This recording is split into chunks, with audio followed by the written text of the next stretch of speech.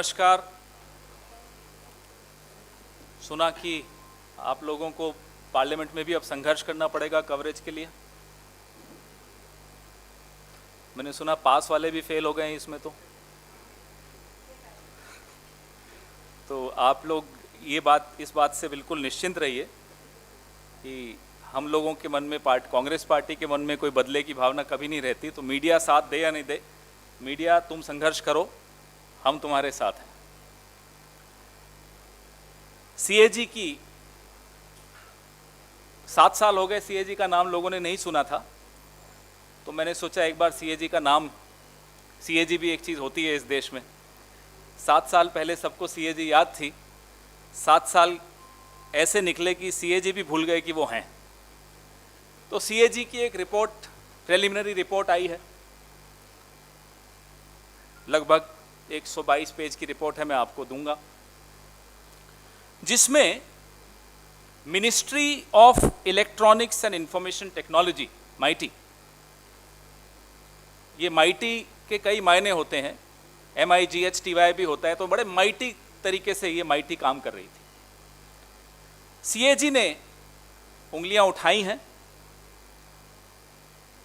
कि 2019 की जुलाई से लेकर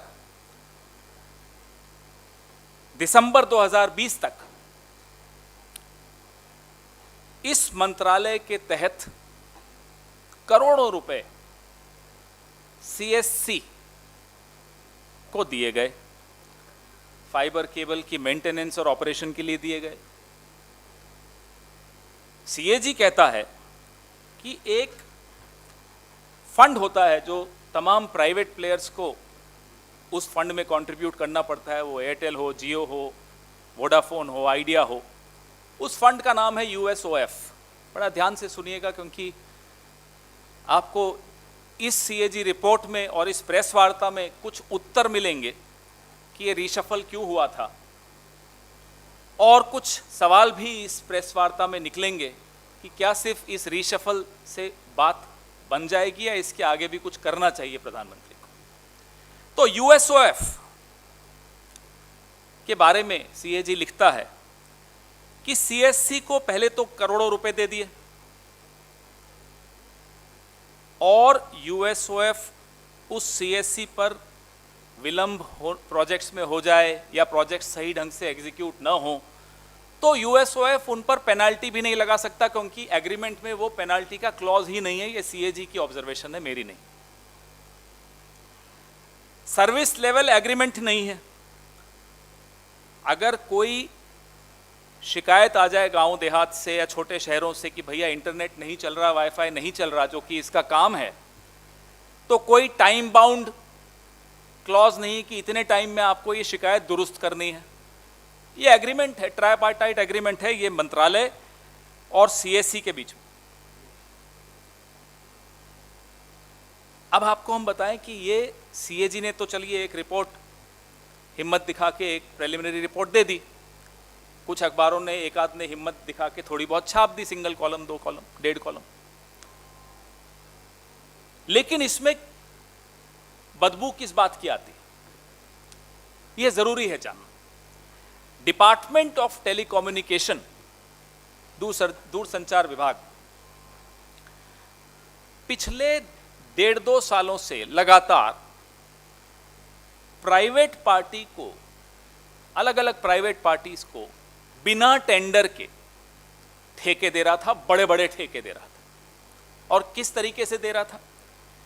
CSC वाईफाई चौपाल सर्विसेज इंडिया प्राइवेट लिमिटेड, मैं रिपीट करता हूं, दोहराता हूं, CSC वाईफाई चौपाल सर्विसेज इंडिया प्राइवेट लिमिटेड के मार्फत डिपार्टमेंट ऑफ टेलीकम्युनिकेशन लगातार पिछले 1.5-2 साल से करोड़ों करोड़ों रुपए के प्रोजेक्ट्स, जो कि ये USOF फंड से पैसा लेता था, और CSC वाईफाई चौपाल सर्विसेज इंडिया प्राइवेट लिमिटेड की मार्फत प्राइवेट कंपनीज को बिना टेंडर के बांट देता था। ये तो जिस्ट है, ये तो है निचोड़ पूरी कहानी का। कैसे करता था? अब universal service obligation fund USOF ये नए प्रोजेक्ट्स बनाता था, प्रपोजल बनाता था, रखता था डिपार्टमेंट की जो डिजिटल कम्युनिकेशन कमीशन है उसके सामने, डीसीसी के सामने।